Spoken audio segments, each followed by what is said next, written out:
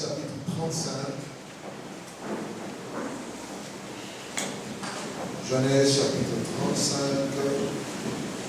Prenons le verset 1 au verset 7.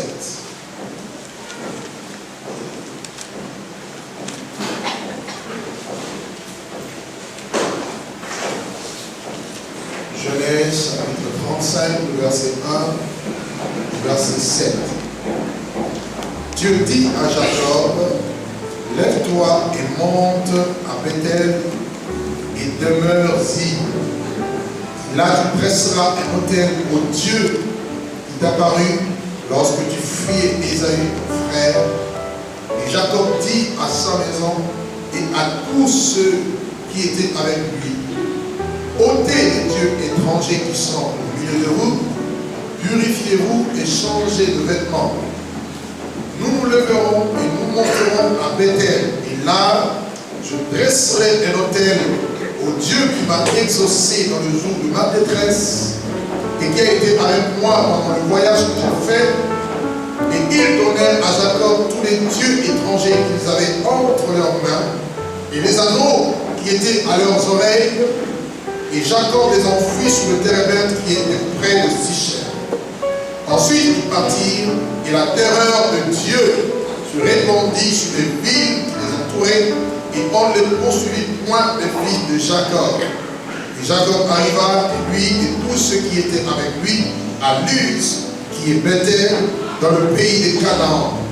Et il bâtit là un autel, et il appela ce lieu El Bethel, car c'est là que Dieu s'était révélé à lui lorsqu'il fuyait son frère. Car de gloire, je veux te dire merci pour ce moment. Inspire les paroles de notre cœur. Nous allons nous humilier devant ton trône, ta face, et reconnaître que toi seul es Dieu.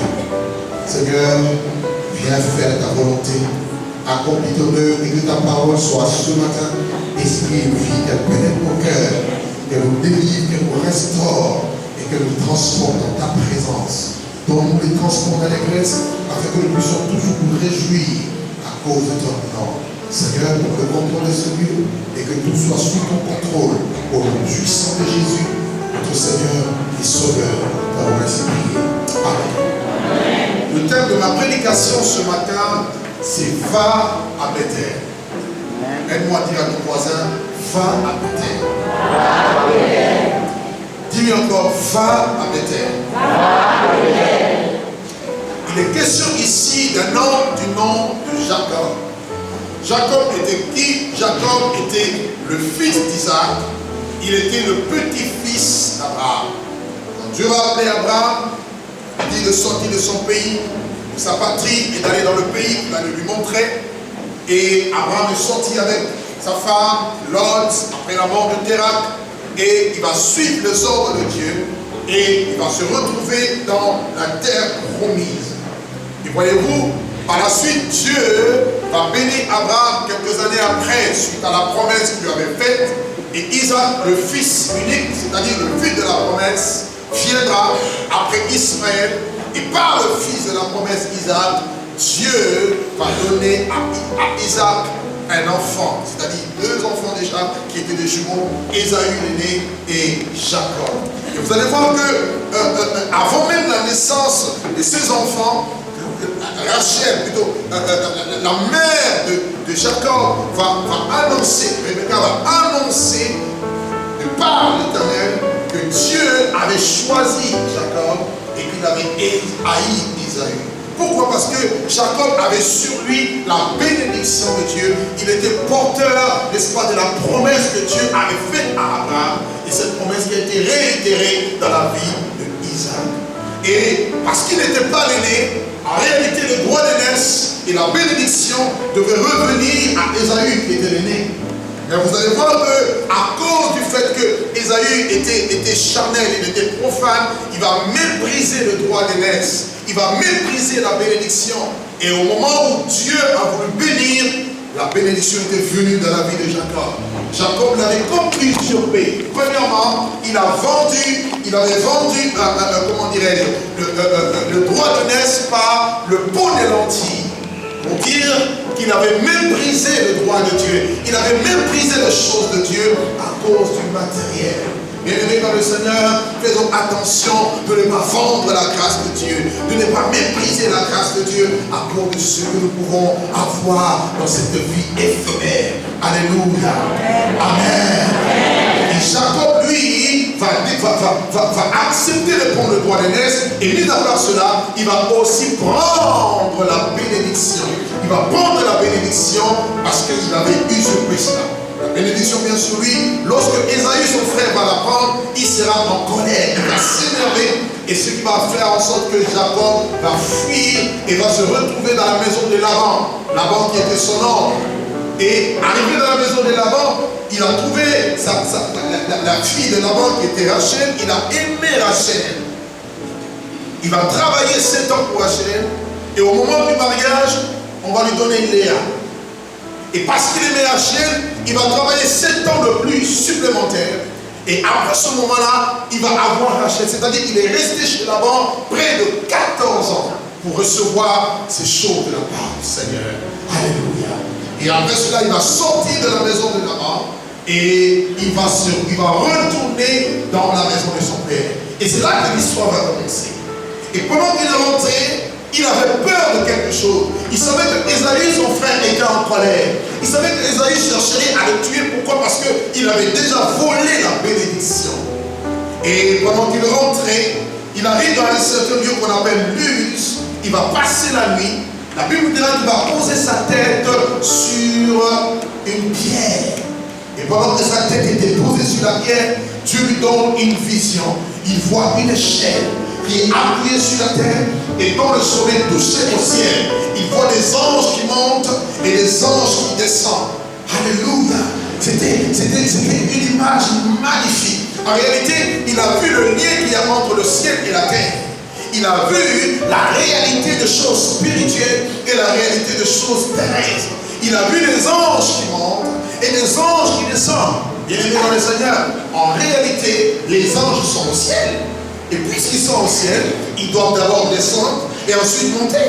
Mais lui, il voit des anges qui montent et ensuite des anges qui descendent. Quelqu'un n'a pas compris ça. Ces anges-là, c'est l'image des enfants de Dieu. C'est l'image de ceux-là qui sont appelés à monter au ciel, à recevoir de Dieu et à descendre avec ces choses. Bien-aimé dans le Seigneur, il a vu l'échelle. Et cette échelle, c'était une préfiguration de la personne de Jésus. Parce que quand Jésus est venu, il va dire à Nathanaël, il va dire désormais, vous verrez le ciel ouvert et les anges de Dieu monter et descendre au-dessus du Fils de l'homme. Ce qui veut dire quoi? À Bethel, le ciel est ouvert. À Bethel, nous allons au ciel, nous recevons les bénédictions et nous descendons avec. À Bethel, nous avons les bénédictions de Dieu.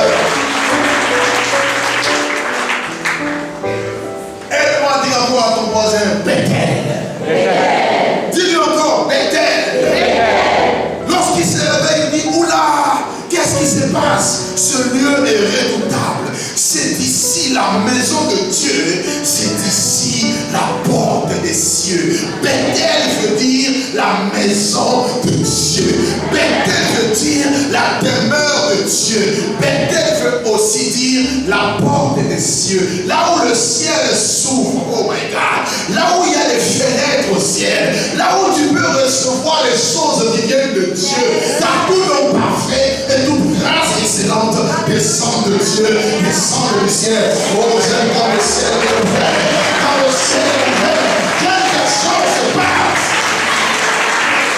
Oh, le jour où Jésus-Christ est sorti de l'eau, pendant que Jean-Baptiste avait baptisé, la Bible déclare qu'il est sorti de l'eau, pendant qu'il priait, il avait le main levé au ciel dans la prière. La Bible déclare que le ciel va s'ouvrir et le Saint-Esprit va descendre sous une forme de colombe et va se poser sur lui.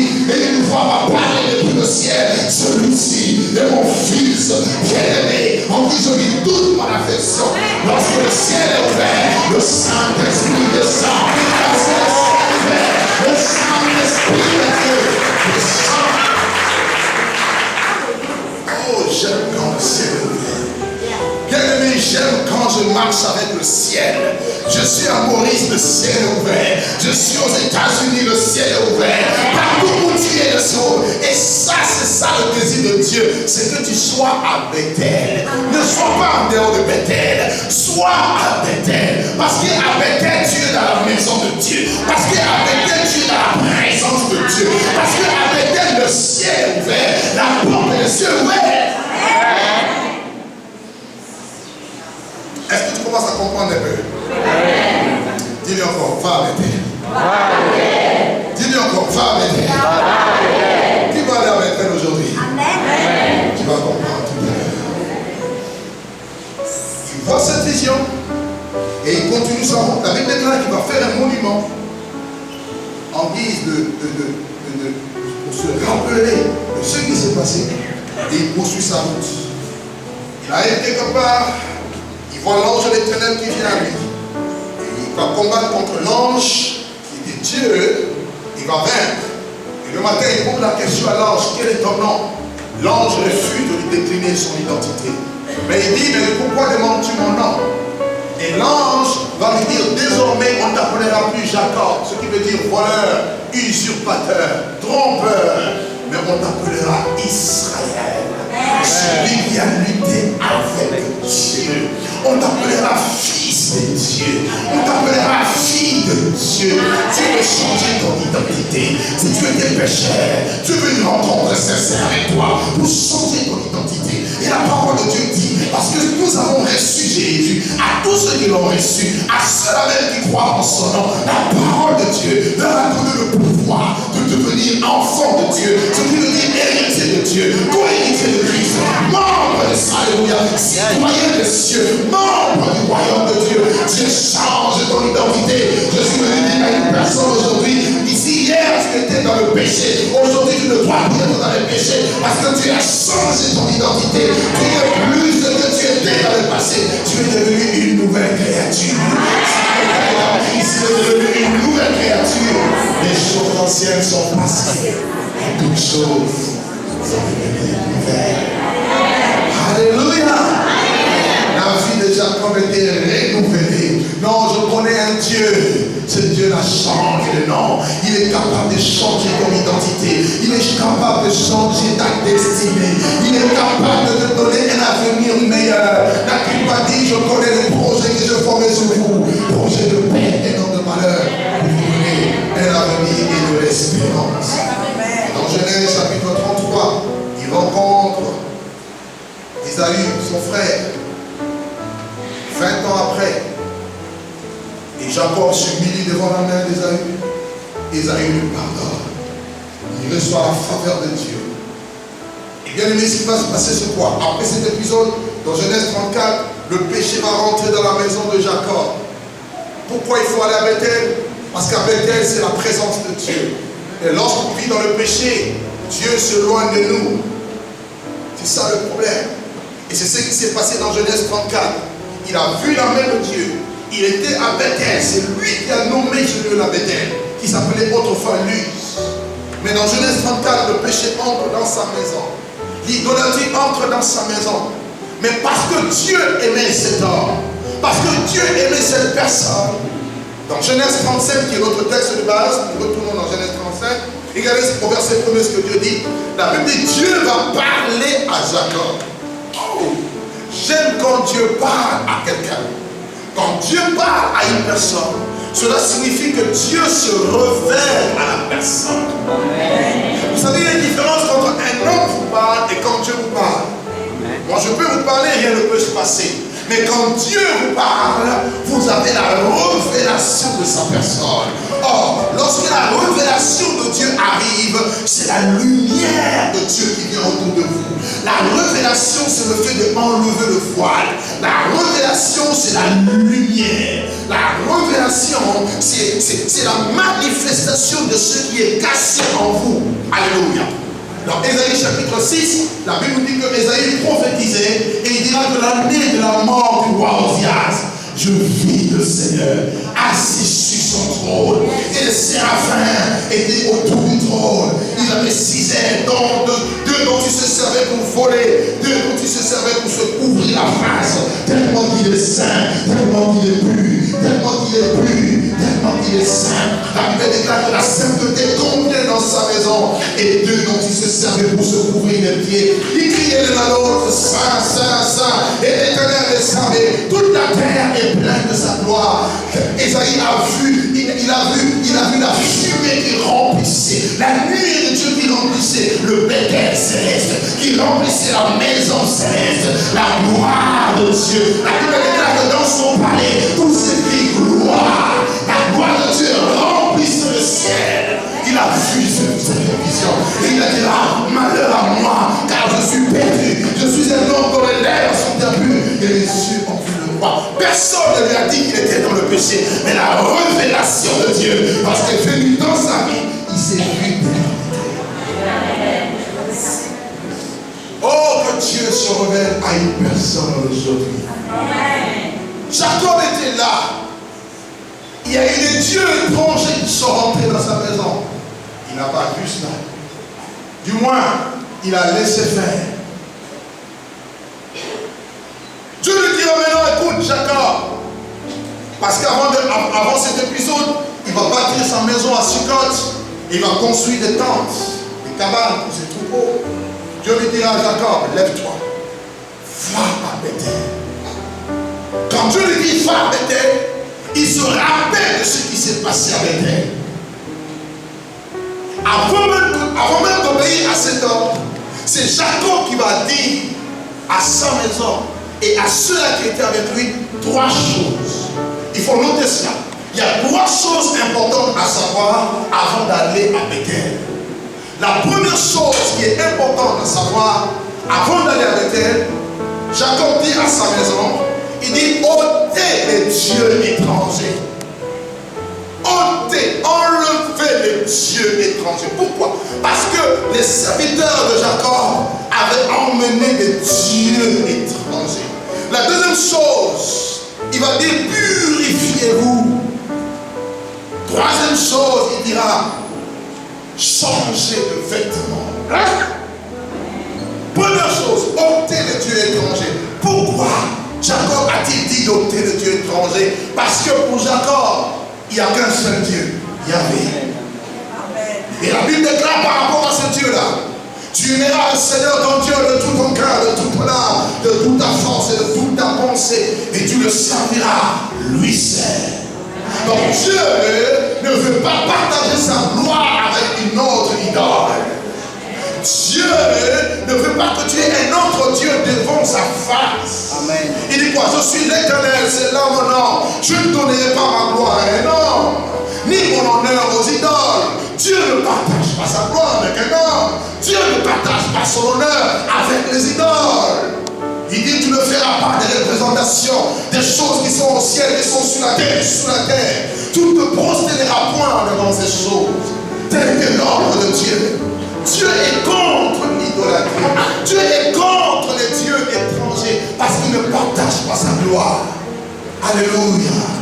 Amen. Est-ce que quelqu'un m'entend ce matin? Je dis que Dieu ne partage pas sa gloire. Pourquoi? Parce que devant Dieu, l'idolâtrie est une abomination. L'idolâtrie, c'est une prostitution. C'est la prostitution spirituelle. L'idolâtrie, c'est un péché aux yeux de Dieu. L'idolâtrie, c'est la souillure spirituelle. À chaque fois que le peuple s'est attaché aux idoles, la main de Dieu s'est retirée du peuple de Dieu. Ôtez les dieux étrangers. Bien-aimés dans le Seigneur, aujourd'hui nous avons des dieux étrangers. Peut-être que tu es là, tu as un Dieu. Regardez avec moi dans le livre d'Ézéchiel. Ézéchiel chapitre 14. Regardez ce que la parole de Dieu nous dit. Ézéchiel chapitre 14. Le premier verset au verset 6. La Bible déclare, quelques-uns des anciens d'Israël vinrent auprès de moi et s'assirent devant moi. Et la parole de l'Éternel me fut adressée en ces mots. Fils de l'homme, ces gens-là portent leurs idoles dans leur cœur et ils attachent leur regard sur ceux qui les ont fait tomber dans l'iniquité. Me laisserai-je consulter par eux? Vous voyez ce que Dieu dit?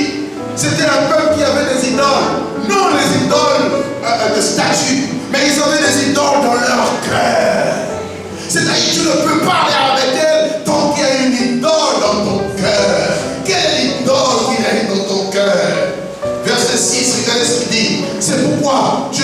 la maison d'Israël. Ainsi parle le Seigneur l'Éternel. Revenez et détournez-vous de vos idoles. Détournez les regards de toutes vos abominations.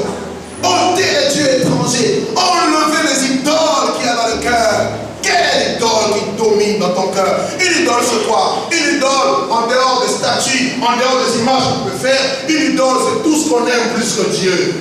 Qu'est-ce que tu aimes plus que Dieu? Est-ce que la nourriture est devenue ton idole?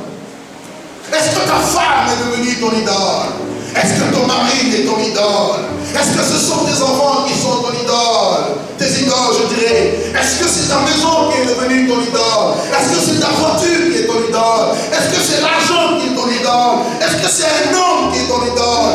La Bible dit, ôtez les dieux étrangers. Enlevez les dieux étrangers. Car Dieu n'aime pas qu'on partage sa gloire. Il est dit, tu ne serviras pas de maître à la fois. Tu ne peux servir Dieu et maman. Tu ne peux servir Dieu et autre chose. Voilà ce qui nous empêche d'être à Bethel, d'aller à Bethel, la présence de Dieu étranger.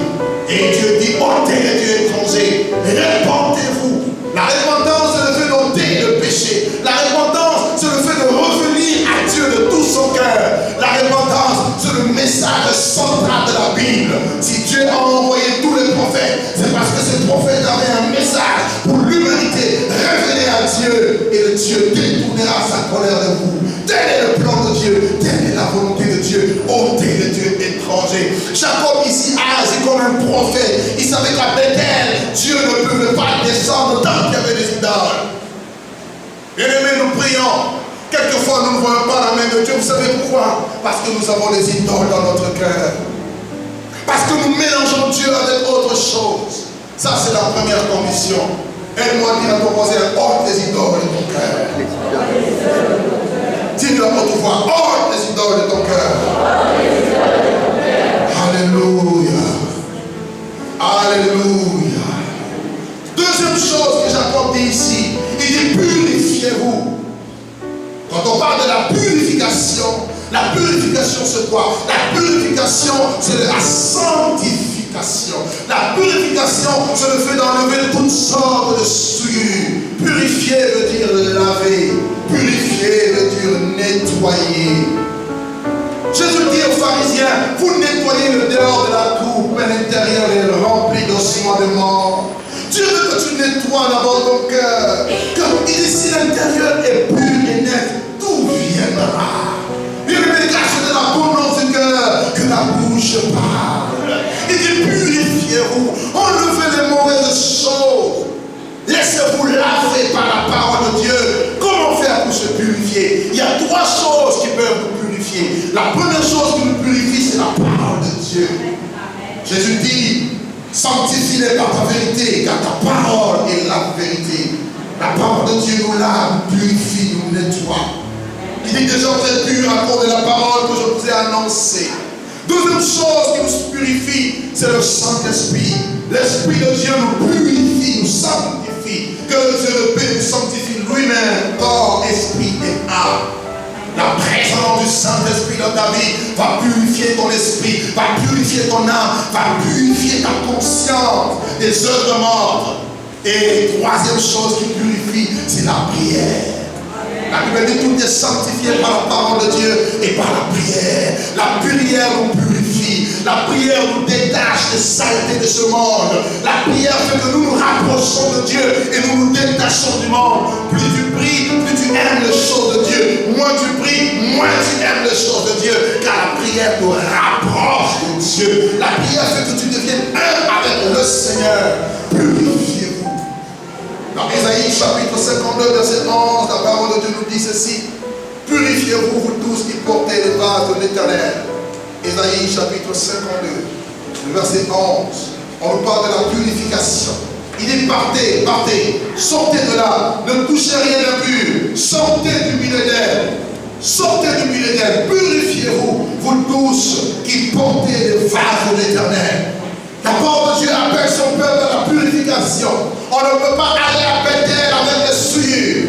On ne peut pas aller à Bethel avec des vies cachées. On ne peut pas venir à Bethel et voir la main de Dieu avec un péché caché. Vous savez, il y avait deux hommes dans la Bible, dans Lévitique 10, Nadab et Abihu. Ils ont apporté devant devant la présence de Dieu avec elle un feu étranger. Ils ont été consumés.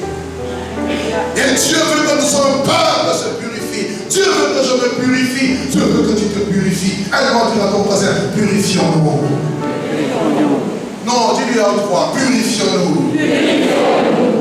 Regardez dans le livre de 2 Corinthiens chapitre 6, versets 14 à 16, 14 à 18, pardon. Et puis 2 Corinthiens 7, 1. La parole de Dieu nous dit quelque chose de capital ici.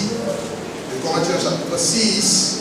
Il dit, ne vous mettez pas avec les infidèles sous un joug étranger, car quel rapport y a-t-il entre la justice et l'iniquité, ou qu'y a-t-il de commun entre la lumière et les ténèbres? Quel accord y a-t-il entre Christ et Bélial? Ou quelle part a le fidèle avec l'infidèle? Quel rapport y a-t-il entre le temple de Dieu et les idoles? Car nous sommes le temple du Dieu vivant, comme Dieu l'a dit. J'habiterai au milieu d'eux et je marcherai au milieu d'eux. Alléluia. C'est ça, Bethel. Dieu va habiter au milieu de nous et Dieu va marcher au milieu de nous. Alléluia. Il dit, je serai leur Dieu, ils seront mon peuple. C'est pourquoi sortez du milieu d'eux et séparez-vous, dit le Seigneur. Ne touchez pas à ce qui est impur et je vous accueillerai. Je serai pour vous un père et vous serez pour moi des fils et des filles, dit le Seigneur, Dieu Tout-Puissant. Et le nom de telles promesses, bien-aimés, purifions-nous de toute souillure de la chair et de l'esprit en achevant notre sanctification dans la crainte de Dieu. Alléluia. Il dit purifions-nous. Nous devons nous purifier de toutes les souillures de la chair, de tout péché, de tout mal. Quel est le péché auquel tu es lié encore? Est-ce la fornication? Est-ce la pornographie? Qu'est-ce qui te lie encore? Qui te rend lourd, qui t'empêche de venir avec elle et de jouir de la présence de Dieu? Purifions-nous. Enlève les souillures, enlève les mauvaises choses. Dieu veut te bénir. La Bible déclare que la main de Dieu n'est pas courte pour sauver, ni son oreille pour Dieu pour entendre. La main de Dieu est là pour toucher sa main. Il faut être dans la purification, dans la sanctification. La Bible déclare que sans la sanctification, personne ne verra Dieu. Amen. Et la troisième chose que Jacob va dire à son peuple, à sa maison, il va dire changer de vêtements. Changer de vêtements. Qu'est-ce que cela signifie le vêtement? Pour la toute première fois dans la Bible, où on parle du vêtement, c'est dans Genèse 3. Quand l'homme a péché, quand Adam et Ève ont péché, Dieu va tuer un animal et il va prendre la peau de l'animal, il va faire un vêtement et il va mettre l'homme. Alors, je vais faire juste une petite parenthèse. Le premier couturier de la Bible, c'est Dieu. Non, tu ne m'as pas compris. Le premier couturier de la Bible, c'est Dieu lui-même. C'est lui qui est venu couvrir la nudité de l'homme. Mais qu'est-ce qui se passe aujourd'hui? Dieu fait des habits pour l'homme. Aujourd'hui, les hommes ne veulent plus de mettre l'habit. Et regarde ton voisin, dis-lui, habille-toi. Non, il ne t'a pas bien entendu. Dis-lui, habille-toi. Non, je sais que vous êtes habillés, mais dis-lui encore, habille-toi bien. Parce qu'aujourd'hui, on voit même les enfants de Dieu, mini-gypsy. Ça vient, ça chante. Fais comme ça. Non, dis à ton voisin, fais comme ça à ton voisin. Fais-lui encore.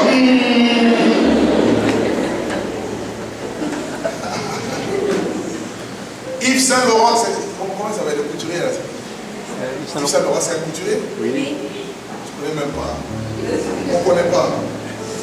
Les Yves Saint-Laurent, les Christian Lacroix, je ne sais pas, tout ce monde-là, ils sont venus après. Le premier couturier, dis à ton voisin, le premier couturier, c'est mon Dieu. Dis-nous encore, le premier couturier, c'est mon Dieu. Amen. Gloire à Dieu. Alors Dieu met l'habit à l'homme, et l'habit, le vêtement, représente la justice de Dieu. Dans Ésaïe chapitre 65, regardez. Ésaïe 64, pardon, le verset 5. Ésaïe chapitre 64, le verset 5. La Bible dit, nous sommes tous comme des impurs et toute notre justice est comme un vêtement souillé. Et nous sommes tous flétris comme une feuille et nos crimes nous emporte comme le vent. Ésaïe chapitre 64, le verset 5. Donc on nous dit que la justice est comparée à un vêtement. Et lorsqu'on pêche, nous avons un vêtement souillé, un vêtement sale. Or, parce que les enfants d'Israël, parce que le peuple qui était dans la maison de Jacob et le peuple qui était avec lui avait le Dieu étranger et qu'ils avaient le péché dans leur vie, forcément leurs vêtements étaient sales. Leurs vêtements n'étaient pas agréables à Dieu. Ils ne pouvaient pas aller à Bethel avec les vêtements sales. Dis à ton ami, tu ne peux pas aller à Bethel avec les vêtements sales. Ce n'est pas possible. Maintenant, là, c'est moi qui dis. Amen. Amen.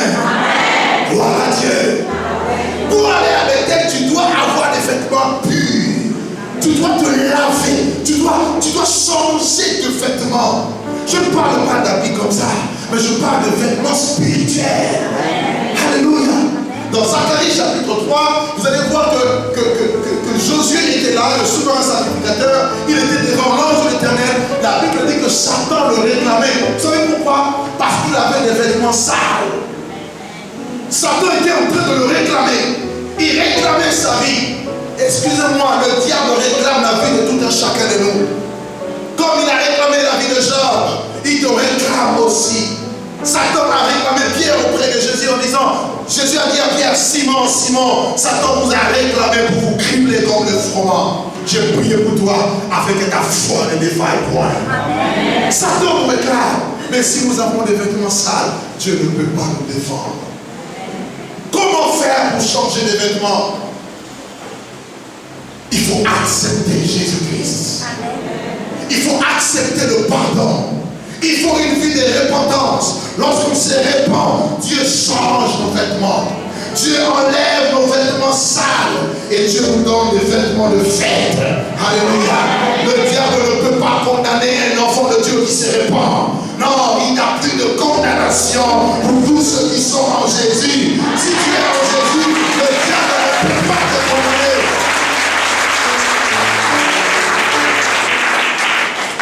Amen. Le diable ne peut pas te condamner. Alors il est là pour que tu changes de vêtements. Enlève les vêtements sales. Enlève les mauvaises choses. Paul dira, les choses qui étaient pour moi les dernières, je les ai regardées comme de la boue, comme de la perte. Les vêtements sales, tu dois les enlever. Jésus-Christ a un vêtement de justice pour toi. Jésus-Christ a un vêtement de sainteté pour toi. La Bible dit qu'en tout temps que tes vêtements soient blancs et que l'huile ne manque au point sur la tête. Le vêtement de Jésus, c'est lavé par le sang de l'agneau. La Bible dit Jésus-Christ lui-même, il a un vêtement teint de sang et son nom est la parole de Dieu. Jésus veut dire à une personne, il veut te donner le vêtement de justice. Et c'est avec ce vêtement-là que tu vas te présenter à Bethel. Oh, lorsqu'ils se sont purifiés, lorsqu'ils ont ôté les dieux étrangers, lorsqu'ils se sont revêtus de vêtements de fête, lorsqu'ils sont retournés à Bethel, regardez deux choses qui vont se passer. La première chose, la Bible dit que tous les ennemis de fils de Jacob commençaient à fuir. Vous savez pourquoi? Le diable ne peut pas résister là où, alléluia, là où la sainteté règne, là où la présence de Dieu règne, là où les enfants de Dieu sont rassemblés, le diable tombe. Les méchants ne résistent pas à l'assemblée de justes. Oh, je veux dire, tes ennemis seront confondus, tes ennemis seront confondus, le diable sera confondu, les sorciers seront confondus, parce que toi, tu marches avec Dieu. Non, je suis venu dire à une personne ici, tu n'es pas n'importe qui. Dieu est ton Père, tu es son fils, tu es sa fille. Est-ce que je peux parler à quelqu'un ce matin? Je me dis que partout toi tu poses le pied, tes ennemis fuient. Oh, la présence d'un enfant de Dieu dans une maison, le diable tremble, les sorciers tremblent, les satanistes tremblent, parce que les enfants de Dieu ont reçu le pouvoir. On va chercher le serpent, le scorpion, et sur toute la puissance de l'ennemi. La Bible dit que la terreur de l'Éternel faisait trembler les ennemis. Oh, j'aime quand Dieu fait fait trembler. Toi, tu te tais, mais lui combat pour toi. Il dit, gardez le silence, car l'Éternel combattra pour vous. Dieu veut combattre pour ses enfants. Quel est ce diable-là? Même si le diable était multi-diable.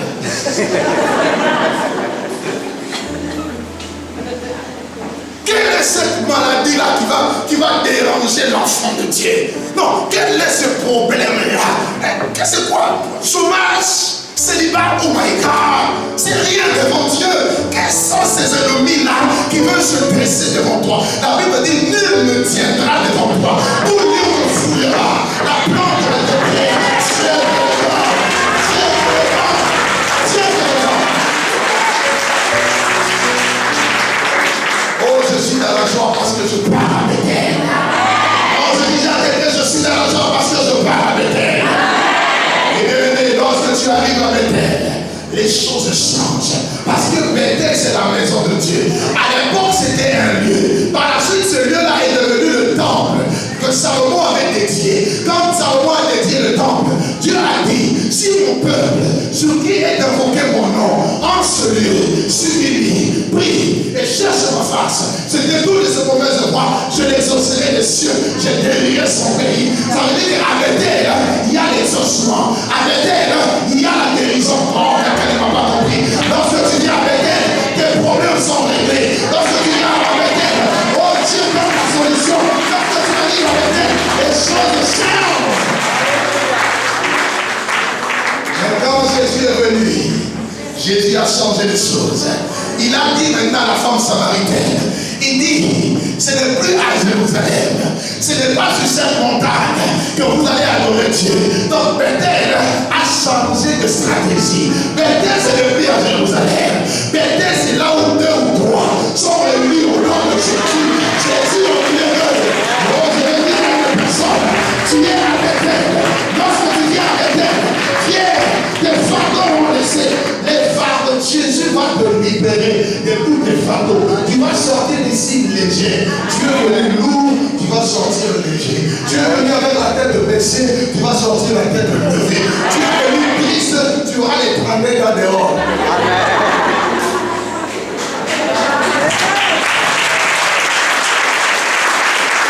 Amen. Dis, je suis à Bethel. Dis, je suis à Bethel.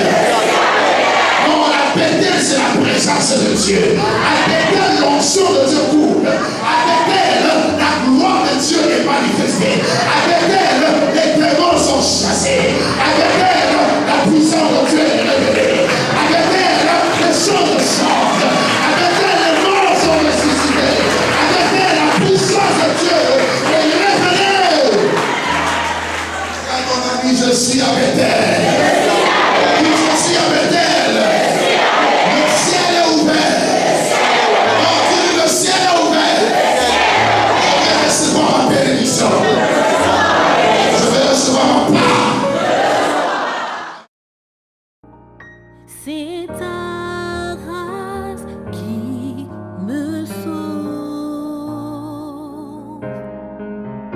C'est ta grâce qui me sauve. C'est ta grâce qui me sauve. C'est ta grâce qui me sauve. Et elle me suffit aussi.